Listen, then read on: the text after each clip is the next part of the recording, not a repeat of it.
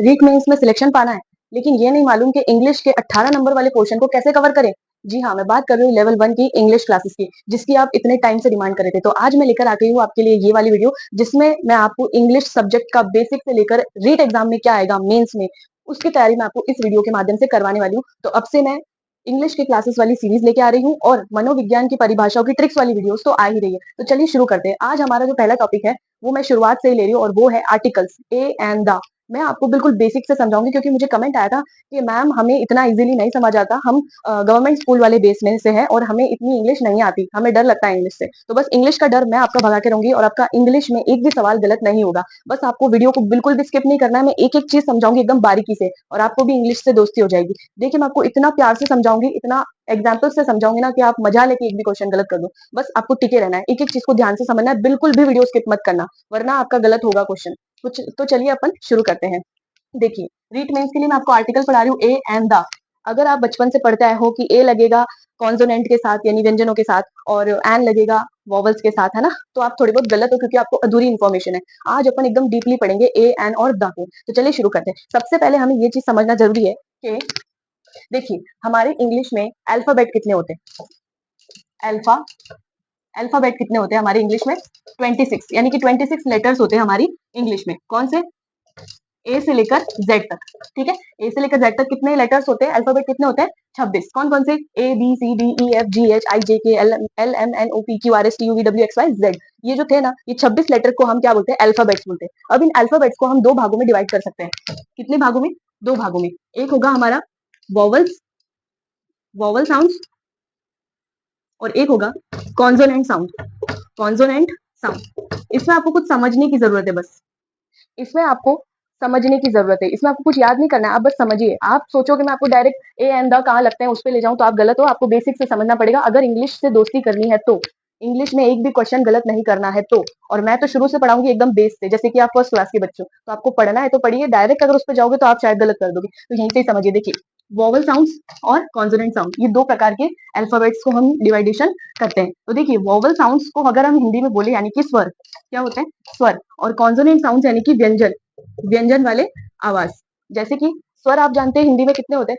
अ आ इ ई उ ऊ ए ऐ ओ औ है ना, ये स्वर होते हैं। तो हमें फोकस करना है ऐसा कोई शब्द जो अ आ इ ई उ ऊ ए ऐ ओ औ इनसे शुरू हो रहा है, यानी स्वर से शुरू हो रहा है, यानी कि वॉवल से शुरू हो रहा है। उसके आगे हम लगाएंगे एन। क्या लगाएंगे? एन। क्या लगाएंगे? एन। याद करिए इसको। फिर कॉन्सोनेंट साउंड, जरूरी नहीं है वॉवल जो है वो ए ई आई ओ यू यहाँ तक ही है, नहीं भाई नहीं, क्योंकि सिर्फ ये वॉवल साउंड्स नहीं, वॉवल साउंड्स कुछ और भी होते हैं। जैसे कि आप मान लीजिए ये वाला एग्जांपल लीजिए, एच ओ यू आर, इसको आप क्या पढ़ते हैं? हावर।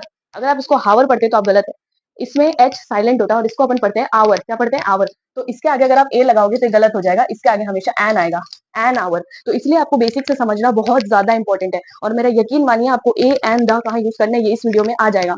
आपको कहीं गलत करने की जरूरत नहीं है, कहीं घबराने की जरूरत नहीं है। आर्टिकल आ जाएंगे तो आप यूं ही टिक कर दोगे। बस सीरीज बाय सीरीज चलते जाना है, एक एक वीडियो के एक एक पार्ट को आपको मिस नहीं करना है, और पूरा ध्यान से देखना है। ठीक है, तो अब यहाँ तक थोड़ा बहुत मुझे लगता है समझ आया है। और ये जो मैंने समझाया ये अभी पिक्चर का ट्रेलर है, मेन कंसेप्ट मैं आपको आगे समझाऊंगी इस वीडियो में आगे। ठीक है, तो चलिए देखते हैं, इतना आपको क्लियर हो गया होगा। तो अब हम चलते हैं ए एन और द की तरफ। सबसे पहले आपको इस चीज को समझना पड़ेगा कि ए, सबसे पहले हम उठाते ए को, फिर उठाते एन को। ठीक है, ए और एन ये दोनों होते हैं इनडेफिनेट आर्टिकल। क्या होते हैं? इनडेफिनेट आर्टिकल्स होते हैं ये। इनडेफिनेट का मतलब होता है जो अनिश्चित हो, यानी कि इनका कोई मालूम नहीं है कहाँ आएंगे। ठीक है, यानी कि अनिश्चित है कि ये अगर किसी संज्ञा के आगे आ जाए ना तो उससे मालूम नहीं पड़ेगा, अनिश्चित रहेगा वो। ठीक है, लेकिन जो द है वो है डेफिनेट आर्टिकल। डेफिनेट का मतलब जो निश्चित है, यानी कि ये किसके आगे आएगा? वो निश्चित होता है।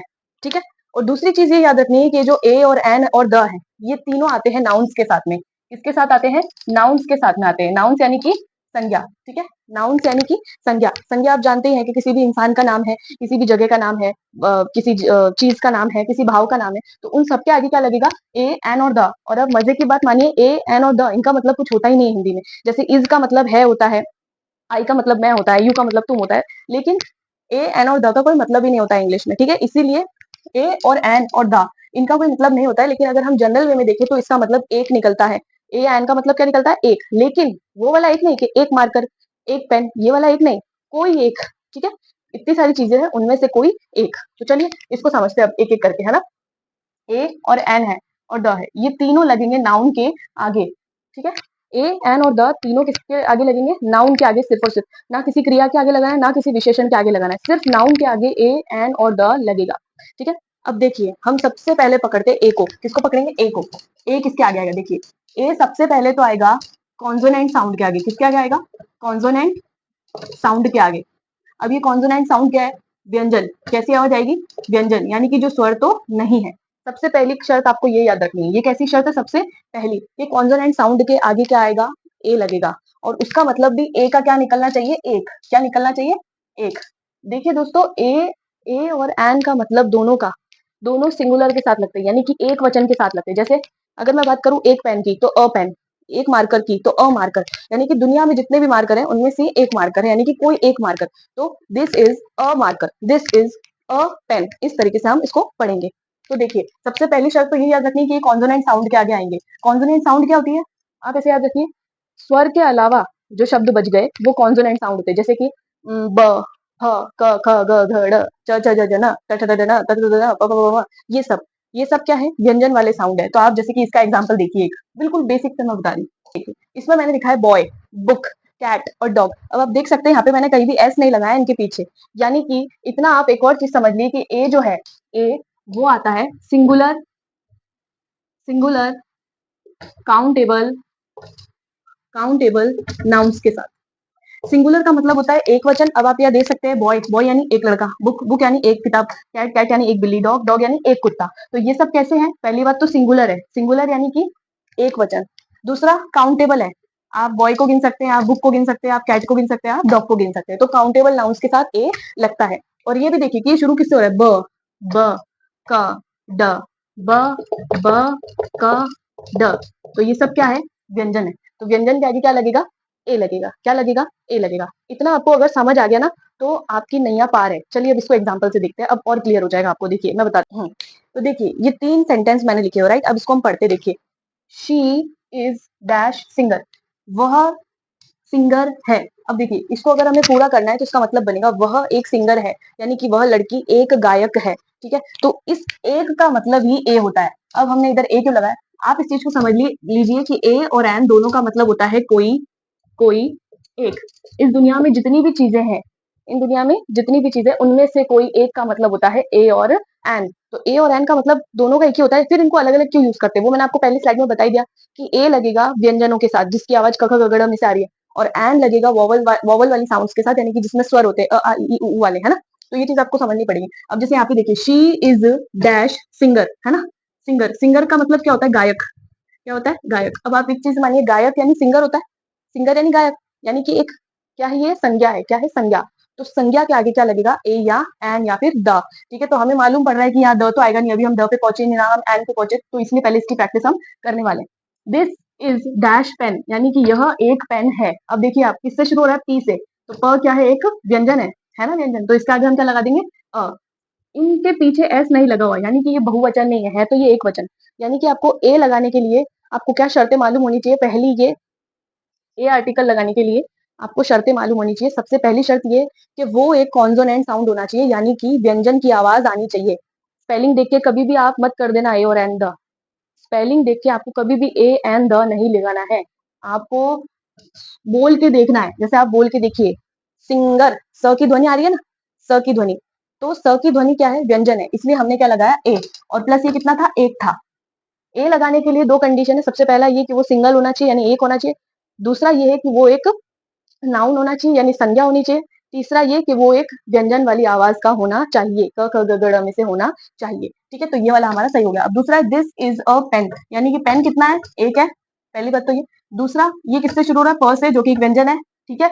और तीसरा के ये क्या है? सिंगुलर है, यानी कि एक है। और इसमें क्या है? ये एक नाउन है। क्या है? नाउन। नाउन यानी कि संज्ञा है। क्या है? एक संज्ञा है। तो ये तीनों शर्तें जब लागू हो जाती है तो हम आंख बंद करके ए को लगा देंगे, ठीक है। अब देखिए, Ravi bought dash car last week, यानी कि रवि ने पिछले हफ्ते एक कार ली थी, ठीक है, एक कार खरीदी थी। तो अब देखिए रवि बॉट कार, तो इसके आगे हमें ए एन और द लगाना है। तो आप इसको समझिए, सी आ रहा है ना, सी। तो सी क्या है? एक व्यंजन है। प्लस कार कितनी है? कार एक है ना। दूसरा कार क्या है, एक संज्ञा है, यानी कि एक नाउन है। क्या है, नाउन है। तो उसके आगे हम आंख बंद करके ए को लगा देंगे। तो ये तो थे नॉर्मल एग्जांपल। अब आप देखिए कुछ कंफ्यूजन करने वाले, कुछ कंफ्यूजन क्रिएट करने वाले एग्जांपल्स मैं आपको बताऊंगी, जिसको आपको एग्जाम में देख के डरना नहीं है, मैं आपको यही क्लियर करती हूँ, आप उसको समझिएगा ध्यान से। अब देखिए मैं आपके सामने लेके आई हूँ कुछ एग्जांपल। पहले आपको सोचना है कि इनमें क्या आएगा, ठीक है। मैं अभी उत्तर नहीं बता रही आपको, पहले इनमें सोचना क्या आएगा। डैश एमएलए, ए आएगा, एन आएगा, द आएगा, ठीक है। डैश ऑनेस्टी, ए आएगा, एन आएगा, द आएगा। Dash cooking, dash university, dash MBBS, dash books, dash one eyed man. तो अब देखिए, अगर आपने आर्टिकल के रूल्स को नहीं सही से समझा होगा तो आप ये गलत कर देंगे। अब मैं आपको एक एक चीज एक्सप्लेन करती हूँ। अगर आप ऐसा सोच रहे हैं कि यहाँ पे एम है, क्या है, एम है, तो हम बिना आंख बंद करके ही हम इधर ए लिख देते हैं। क्यों? क्योंकि मैम ने तो बताया था कि भाई कॉन्सोनेंट यानी जो व्यंजन होते हैं इसमें म की ध्वनि आ रही है, तो हम इसके आगे अ लगा देते हैं आंख बंद करके। तो आप गलत हो, क्योंकि जरा आप इसको बोल के देखिए, क्या लिखा है ये, एमएलए, क्या लिखा है, एमएलए। अब जरा एमएलए को लिख के देखिए, एम एल ए। तो ये शुरू किससे हो रहा है, ए से, और ए हमें मालूम है स्वर है, क्या है, स्वर, यानी कि एक वोवल है, और वोवल के आगे क्या आएगा, एन। तो यानी कि यहाँ पे ए एमएलए नहीं बल्कि एन एमएलए आएगा। He is an MLA. अब आपको समझ आई, आपको स्पेलिंग पे नहीं जाना है बिल्कुल भी, आपको उसकी आवाज पे जाना है, आपको बोल के देखना है। अगर वो स्वर से चालू हो रहा है तो उसके आगे एन लगा देना, और अगर वो एक व्यंजन से चालू हो रहा है यानी कि एक कॉन्सोनेंट है तो आपको उसके आगे ए लगाना है, ठीक है। इतना हमें क्लियर हो गया। तो इसके आगे क्या आएगा, एन एमएलए। अब देखिए ये लिखा है ऑनेस्टी, क्या लिखा है, ऑनेस्टी। अब यहाँ भी अगर आप एच को देख के सीधा ए टेक देते हो तो आप गलत करते हो। क्यों? क्योंकि आप ऑनेस्टी को बोल के देखिए, कई लोग इसको हॉनेस्टी बोलते हैं, हॉनेस्टी नहीं बोलते, इसको ऑनेस्टी बोलते हैं। तो ओ क्या है, ओ क्या है, एक स्वर है, यानी कि वोवल है। तो स्वर के आगे क्या लगाते हैं अपन, एन ऑनेस्टी। लेकिन ये एन ऑनेस्टी भी गलत होगा। क्यों भाई, एन ऑनेस्टी को क्यों गलत करो आप? आपने तो बोला ना कि भाई ओ की ध्वनि आ रही है, तो फिर इसके आगे एन ऑनेस्टी क्यों नहीं होगा, होना चाहिए। क्यों? क्योंकि मैंने क्या बोला था कि ए, एन और द ये आते हैं सिर्फ और सिर्फ नाउन के आगे। किसके आगे, नाउन के आगे, यानी कि सिर्फ संज्ञा के आगे आते हैं। तो आप बोल के देखिए, ऑनेस्टी, ऑनेस्टी का मतलब होता है ईमानदारी। ईमानदारी एक संज्ञा है नहीं ना, ईमानदारी तो एक विशेषता है ना, और ये भाववाचक संज्ञा में आता है। तो ऑनेस्टी एक नाउन नहीं हो सकता, ठीक है। इसके आगे ए एंड द कुछ नहीं लगेगा, ठीक है। अब देखिए नेक्स्ट पे चलते हैं, कुकिंग। ए कुकिंग आएगा, एन कुकिंग आएगा, कि द कुकिंग आएगा, मुझे सोच के बताइए। चलिए मैं ही बता देती हूँ। अगर आप सोच रहे हैं कि सी है, इसमें तो क की आवाज भी आ रही है भाई, हाँ क की आवाज आ रही है ना, तो ए लगा देते हैं आंख बंद करके। चलो लगा के देखते हैं ए, और कुकिंग। लेकिन फिर भी आपका गलत उत्तर है। क्यों? क्योंकि ये क्या लिखा है, कुकिंग। कुकिंग यानी खाना बनाना, यानी कि ये एक क्रिया है, और मैंने आपको क्या बोला, ए एंड द लगेंगे सिर्फ और सिर्फ नाउन के आगे, यानी संज्ञा के आगे। तो कुकिंग एक क्रिया है, क्रिया के आगे ए एंड द नहीं लगेगा, ठीक है। तो क्रिया के आगे हम ए एंड द नहीं लगाएंगे तो इसमें होगा जीरो आर्टिकल, यानी कि एक भी आर्टिकल इसमें नहीं आने वाला। इतना क्लियर है। अब है नेक्स्ट, यूनिवर्सिटी। अब जरा आप इस पे गौर फरमाइए। अगर आपने ए और एन को आंख बंद करके बचपन से पढ़ा है तो आप यू फॉर अम्ब्रेला देख के इसके आगे एन टेक दोगे, है ना। तो वो आपके अकॉर्डिंग तो सही भी होगा, लेकिन एग्जाम वाला थोड़ी बख्शेगा, क्योंकि उसको तो पूरा पता है कि कहाँ ए आएगा, एन आएगा और कहाँ नहीं आएगा। तो आप जरा इसको बोल के देखिए, ये है यूनिवर्सिटी, ये यूनिवर्सिटी, यूनिवर्सिटी, यानी कि य से शुरू हो रहा है, और यह क्या है हमारा, व्यंजन। तो यूनिवर्सिटी के आगे हमेशा ए लगता है, क्या लगता है, अ यूनिवर्सिटी, ठीक है, अ यूनिवर्सिटी।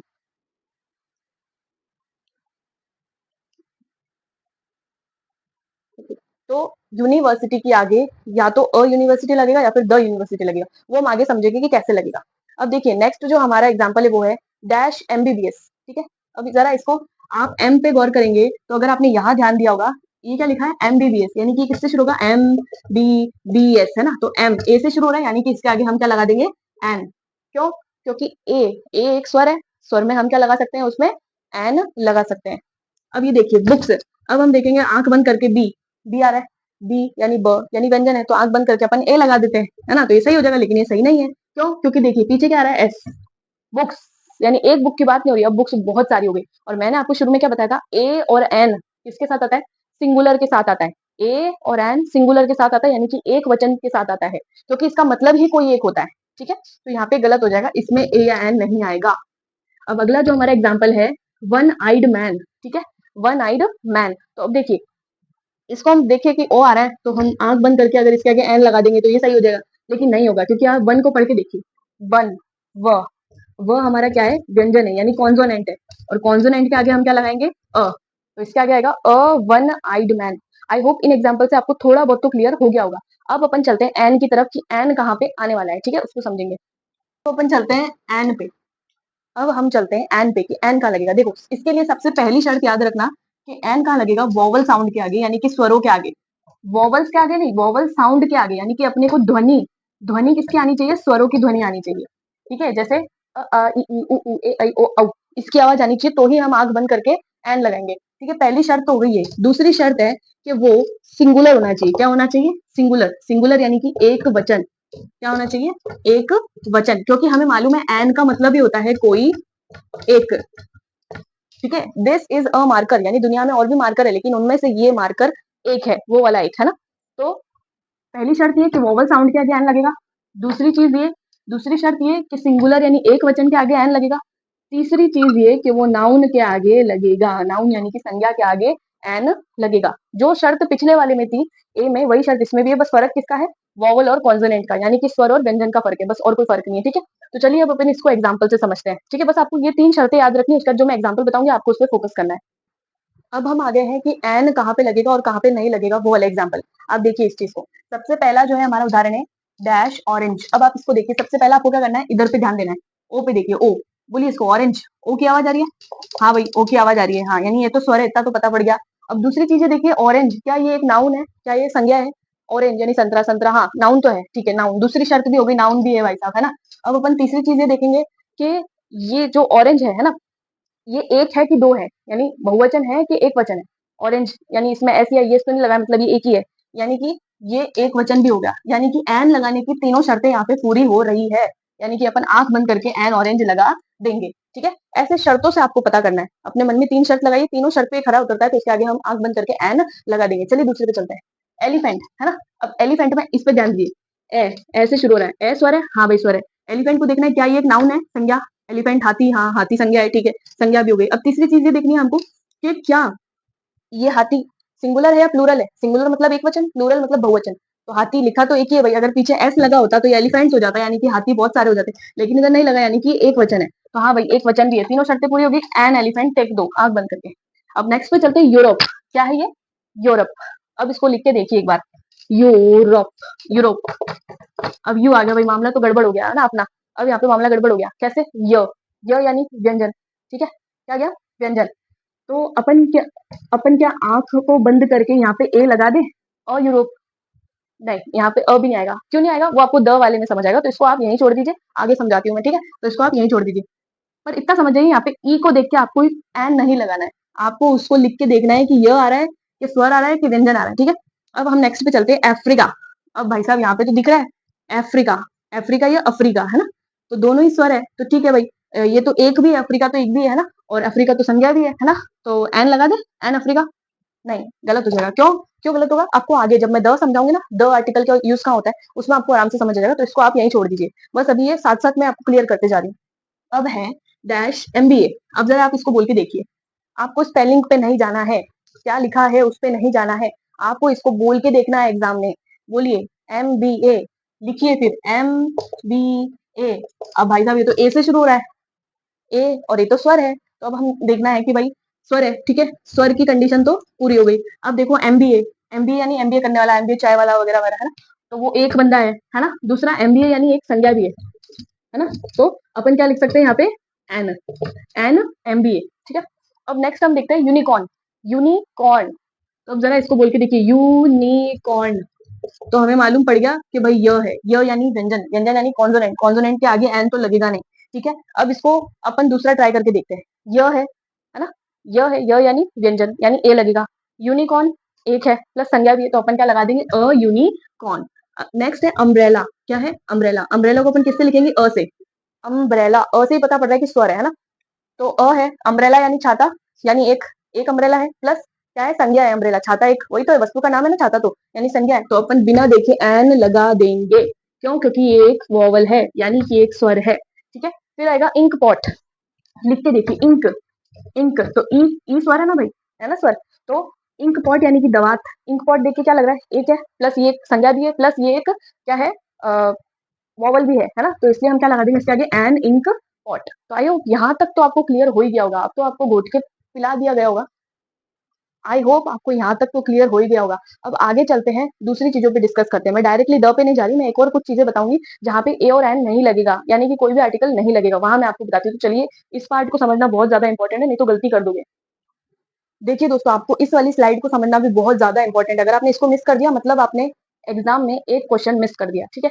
देखिए, सबसे पहला है नॉन काउंटेबल नाउन्स, यानी कि ऐसे नाउन जिनको काउंट में नहीं गिना जाता, यानी कि उनको काउंट नहीं किया जा सकता, ठीक है, यानी कि अनगिनत होते हैं वो। जैसे फूड आइटम्स है ना, फूड आइटम्स में ब्रेड, बटर, राइस, इनको हम गिन नहीं सकते, ठीक है। तो इनके आगे कोई आर्टिकल नहीं आता है, ठीक है। जैसे आपने कई देखा है कि I love a rice, I love a bread butter, नहीं देखा है ना, या I love the bread butter, नहीं आता कभी भी। तो ये चीजें आपको ध्यान रखनी जो मैंने लिखवाई है, कि इनके आगे कोई भी आर्टिकल नहीं आएगा, यानी कि जीरो आर्टिकल आता है।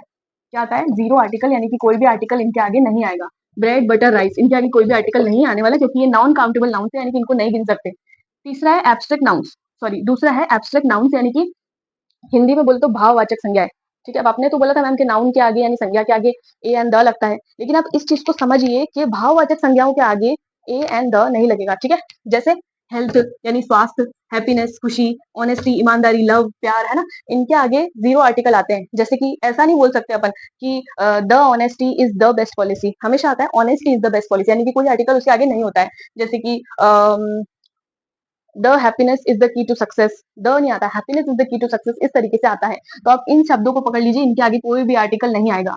अब दूसरी चीजें मैंने और मेंशन कर रखी कि इनके आगे आर्टिकल नहीं आते, ठीक है, कोई भी आर्टिकल नहीं आता। आपको एग्जाम में ऐसे क्वेश्चन तो आएंगे जिनके आगे ए एंड द लगेगा, वो ब्रैकेट में दिए होंगे, लेकिन ऐसे क्वेश्चन भी आएंगे जिसमें आपको ब्रैकेट तो दिया होगा आपको कंफ्यूज करने के लिए, लेकिन आपको दिमाग चलाना है कि जरूरी नहीं है उसमें ब्लैंक छोड़ रखा है, यानी खाली स्थान छोड़ रखा है, तो उसमें आर्टिकल आएगा ही। कहीं जीरो आर्टिकल भी आते हैं, यानी कि आर्टिकल नहीं आएगा वो वाला ऑप्शन भी आता है, तो आपको उसको खाली छोड़ना होता है, ठीक है। मैं आपको एग्जांपल बताऊंगी कैसे आएगा वो क्वेश्चन, ठीक है। आप बने रहना बस वीडियो में, वीडियो को बीच में छोड़ दिया मतलब कि आपकी तो एक क्वेश्चन तो गलत होना ही होना है, ठीक है। तो चलिए, जीरो आर्टिकल, जीरो आर्टिकल यानी किसके आगे आर्टिकल नहीं आने वाले।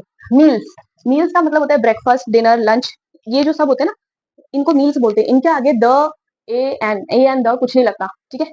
फिर सब्जेक्ट, आपने कभी देखा I love the Hindi subject, देखा है? नहीं ना, हिंदी ही आता है, यानी जितने भी विषय है ना, Hindi, English, math, SST, social science, ये सब, इन सब के आगे द, ए एंड द कुछ भी नहीं लगेगा, ठीक है। गेम्स, द फ्री फायर का सुना है आपने? नहीं सुना ना, तो गेम्स के आगे भी कभी नो आर्टिकल आएगा, यानी कि कोई आर्टिकल नहीं लगेगा। फिर प्लूरल नाउन्स, प्लूरल नाउन्स वो भी जनरल वाले। प्लूरल का मतलब होता है बहुवचन वाली संज्ञाएं, है ना, बहुवचन वाली जो संज्ञाएं होती है ना जनरल वे में, यानी कि एक सामान्य चीज को, जाति को कोई एक चीज बता रही है, तो वहां पे भी कोई आर्टिकल नहीं लगेगा। एब्स्ट्रैक्ट आइडियाज जो मैंने आपको ऊपर बता ही दिया, जैसे कोई भी ऐसी चीजें देखी नहीं जा सकती, अमूर्त है, अमूर्त चीजों के आगे ए एंड द नहीं लगता कभी भी, ठीक है। आप इस चीज को समझ लीजिए। अब आगे मैं आपको एग्जाम्पल से समझाती हूँ। देखिए, ये आपके सामने क्वेश्चन लिखा हुआ है जो एग्जाम में आ भी सकता है, ठीक है। चूज द करेक्ट आर्टिकल, यानी कि एक आपको वाक्य दिया हुआ है, इसमें आपको इन चारों में से कोई करेक्ट आर्टिकल बनना है। I had dash breakfast at 8 AM, यानी कि मैंने 8 बजे ब्रेकफास्ट किया था, ठीक है। अब आप देखिए, इसके आगे ए लगाए, एन लगाए, द लगाए, या नो आर्टिकल, यानी कोई आर्टिकल नहीं आएगा। अब आप इसको एक एक करके देख सकते हैं, ठीक है। ब्रेकफास्ट को पकड़िए, ये इसके आगे आ रहा है, मतलब हमको इसी शब्द को पकड़ना है ना।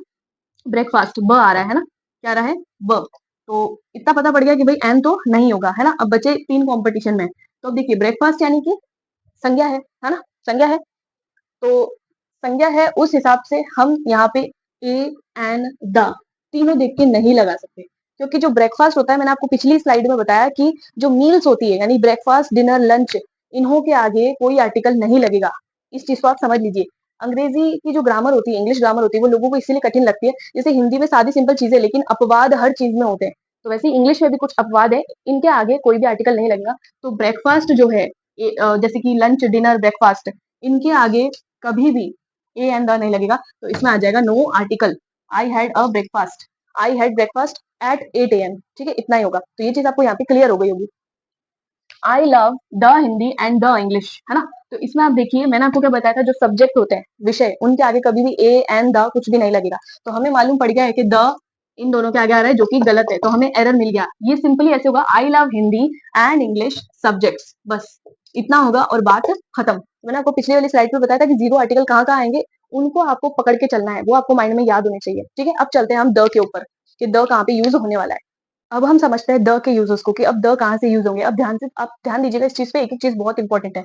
देखिए, द लगेगा रिवर्स के नाम के साथ, जैसे the Ganga, the Yamuna, the Ghaghara river, the Saraswati river, continents यानी कि एशिया, अफ्रीका, यूरोप, ऑस्ट्रेलिया, इन सब के नामों के आगे द लगता है, जैसे कि द अफ्रीका। इसलिए मैंने पीछे वाली जो स्लाइड थी उसमें आपको बताया ए और एन नहीं आएगा अफ्रीका के साथ, क्योंकि अफ्रीका एक महाद्वीप है और महाद्वीपों के नामों के आगे द लगेगा, याद रखिए इस चीज को। फिर है ग्रुप ऑफ कंट्रीज। जनरली देखिए जो कंट्रीज होती है ना, एक देश के नाम के आगे कभी भी द नहीं लगेगा, इसलिए अपन कभी द इंडिया नहीं बोलते। लेकिन मैम द यूएसए तो होता है। द यूएसए इसलिए होता है क्योंकि the United States of America, यानी अमेरिका एक कंट्री नहीं है, वो देशों का समूह है। तो देशों का जहां भी समूह होगा ना, उसके आगे द लगेगा। इसलिए जो ऐसी कंट्रीज है जिनका ग्रुप है यानी कि समूह है देशों का, उसके आगे भी अपन द को लगाएंगे। फिर है रिलीजियस बुक्स यानी कि धार्मिक ग्रंथ, जैसे कि the Gita, the Quran, the Bible, the Guru Granth Sahib, इस तरीके से आएगा, है ना। फिर है न्यूज़पेपर, जैसे the Hindustan times, the times of India, the नव भारत टाइम्स। जो न्यूज़पेपर के नाम होते हैं उनके आगे भी द लगेगा। फिर है बुक्स। बुक्स यानी कि जैसे कि कुछ बुक्स हैं जो बहुत इंपॉर्टेंट है, उन बुक्स के आगे भी क्या लगेगा, द लगेगा। फिर मैगजीन्स, जैसे कि द ब्रंच, इस तरीके से। क्लास ऑफ समथिंग यानी कि कोई एक चीज है, वो खास नहीं है लेकिन वो पूरी जाति का बोध करा रही है। जैसे कि मैं एक सेंटेंस बोलूं, the dogs are faithful animals, तो मैंने द क्यों लगाया, क्योंकि डॉग जो है वो एक प्रजाति का बोध करा रहा है, वो पूरी की पूरी जो डॉग की जो जात है यानी कम्युनिटी है, उसको रिप्रेजेंट कर रहा है, तो उसके आगे भी द लगेगा। ठीक है। अब द कहाँ लगेगा और इजीली समझ लीजिए, द लगेगा वहां जो दुनिया में एक हो, जैसे कि the sun, the moon, the star, ये सब एक है ना इस पूरी दुनिया में, उसके आगे द लगाएंगे हम। फिर आता है ऐसी चीज है जो स्पेसिफिक हो, है ना, स्पेसिफिक यानी कोई खास चीज हो, उस बारे में हमें क्या लगाना है, द लगाना है। फिर आएगा हम पहचानते हो इस चीज को, हम किसी ऐसी चीज की बात करें जिसको हम पहचानते हैं, हम उसको आइडेंटिफाई करते हैं, ठीक है, उसमें हम द लगाते हैं। फिर है नाउन के बाद वापस जब जिक्र हो रहा हो, ये क्या चीज है देखिए समझिए। जैसे मैंने कोई वाक्य बोला, this is a marker, the marker is black in colour. अब मैम आपने बोला दिस इज अ मार्कर, लेकिन अगले ही वाक्य में आपने बोला the marker is black in colour, तो ऐसा क्यों? देखिए ये था एक मार्कर, है ना, एक मार्कर था, ये दुनिया में जितने भी मार्कर है उनमें से कोई एक मार्कर है, लेकिन अब इसका एक बार जिक्र हो गया, मैंने उसके बाद उसका वापस वापस से जिक्र किया, the marker is black in colour, यानी ये जो मार्कर है ये ब्लैक कलर में है। तो ऐसा कोई वाक्य आ जाए जिसमें उस चीज का जिक्र हो रखा है लेकिन वापस से जिक्र हो गया हो और उसी की बात हो रही हो, वहां पे अपन द लगाते हैं। ठीक है। फिर सुपरलेटिव्स के साथ, सुपरलेटिव यानी कि जो ऐसी डिग्री होती है जो बेहतरी को बताती है, जैसे कि होता है ना, I am the best, you are the best, तो ये डिग्री है, होती है ना सुपरलेटिव डिग्री, इंग्लिश में आपको मालूम होगा, बस वही होती है ना सुपरलेटिव डिग्रीज, जैसे कि आई am the best, she is the worst, यानी कि जो सबसे बेहतर हो और जो सबसे खराब हो, उनके साथ द लगता है। कुछ चीजें और भी है, जैसे कंट्रीज विद प्लूरल नेम्स, जब एक कोई देश होगा उसके आगे कभी द नहीं लगेगा, लेकिन देशों का समूह है उसके आगे द लगेगा। उसी तरीके से ऐसी कोई कंट्री जिसके आगे एस लग रहा है, यानी कि वो कंट्री अपने आप में ही बहुवचन है, जैसे नीदरलैंड्स, नीदरलैंड्स के आगे द लगता है। फिर है ओशंस, यानी कि जितने भी महासागर है, the Atlantic ocean, the Pacific ocean, इनके आगे द लगता है। सीज यानी महासागर, the Mediterranean sea, the red sea. Organisation यानी जितने भी संगठन है विश्व स्तर पे या किसी भी स्तर पे, उसके आगे क्या लगता है, द लगता है, जैसे कि द यूएनओ, द डब्ल्यूएचओ, है ना, इस तरीके से। फिर है माउंटेन्स, माउंटेन्स यानी पहाड़ियों के आगे, पहाड़ों के आगे, जैसे the mount Everest, the Himalayas, है ना। रेस्टोरेंट्स, जितने भी बड़े रेस्टोरेंट्स है उनके आगे द लगता है। फिर कम्युनिटी या रेस, ऐसी कोई कम्युनिटी या समुदाय जो मतलब किसी एक कम्युनिटी की बात कर रहे हो, यानी पूरी जाति को रिप्रेजेंट करो, जैसे हम लगाते हैं इंग्लिश में जब भी कोई वाक्य लिखेंगे, the Hindus, the Muslims, the six, the Jains, the Buddhist, इस तरीके से होता है। ठीक है, तो आपको ये चीज समझ आ गई होगी। द अब आगे वाली स्लाइड में मैं आपको एक्सप्लेन करूंगी द के जो यूज है सेंटेंसेस में, वो आपको इजीली समझ में आ जाएंगे। तो चलिए चलते हैं नेक्स्ट स्लाइड पे। अब हम आ गए हैं द के एग्जाम्पल पे। अब आप देख सकते हैं इसमें कि it is a pen, the pen is blue in colour, तो आप इसको देख सकते हैं, it is a pen, the pen is blue in colour. यहाँ पे तो अ लगाया मैम, लेकिन यहाँ पे द क्यों लगा दिया? देखिए यहाँ पे मैंने एक पेन की बात की है ना, पहले उसका जिक्र हुआ, लेकिन उसका जिक्र अब दोबारा हो रहा है कि यह एक पेन है, जो पेन है वो ब्लू है कलर में, तो यहाँ पे जो का काम कर रहा है, जो पेन है वो कलर में कैसा है, ब्लू है, तो इसका जिक्र वापस हुआ ना, इसलिए अपन ने यहाँ पे द लगाया। तो आपको भी ऐसे करना है। फिर the sun rises in the east, ठीक है, डायरेक्शंस में जो जो डायरेक्शंस होते हैं ना, यानी कि जो दिशाएं होती है उनके आगे भी द लगता है। तो द सन, सन जो है वो पूरे ब्रह्मांड में एक ही है, इसलिए इसके आगे क्या लगा है, the USA is the super power. USA यानी United States of America, America एक देश नहीं बल्कि देशों का समूह है, इसलिए उसके आगे द लगेगा। She is the best person I ever met, वो सबसे अच्छी लड़की है जिससे मैं अभी तक मिला हूँ। तो द बेस्ट यानी कि जितनी भी है उनमें से सबसे बेस्ट है वो, यानी कि सुपरलेटिव डिग्री है, सुपरलेटिव डिग्री के आगे द लगेगा। फिर the Bible is very Holi book, यानी कि बाइबल बहुत पवित्र ग्रंथ है, तो द लगाए, क्योंकि मैंने आपको बताया था कि जो रिलीजियस ग्रंथ होते हैं, जो धार्मिक ग्रंथ होते हैं, उनके आगे द लगता है। तो मैं अब आपको दे रही हूँ होमवर्क में कुछ क्वेश्चंस, वो आपको करने हैं। जैसे एक टीचर बच्चों को होमवर्क देती है कि आपको कितना समझ आया कितना नहीं, तो मैं आपको कुछ प्रैक्टिस क्वेश्चन दे रही हूँ और अगले वीडियो में आके मैं उन आंसर्स पे डिस्कस करूंगी और कमेंट में बताऊंगी कि आपने सही जवाब दिया है या नहीं दिया है, और उसका एक्सप्लेनेशन अगले क्लास में मिलेगा। आर्टिकल को मैंने अभी ये समझाया था, अब प्रैक्टिस क्वेश्चन में लेके आऊंगी इससे अगले वीडियो में। तो आपको ये मुझे लगता है कि समझ आई होगी, और नहीं समझ आई तो अगली क्लास में जो मैं आर्टिकल की प्रैक्टिस वाली क्लास लेके आऊंगी, जिसमें मैं आपको और ज्यादा क्लियर करूंगी, वो आपको समझ आई जाएगा। आप गांठ मान लीजिए, आपको पूरी तरीके से समझ आ जाएगा। तो आपको ये वाली क्लास पसंद आई हो तो लाइक करना, शेयर करना और सब्सक्राइब करना। Thanks for watching.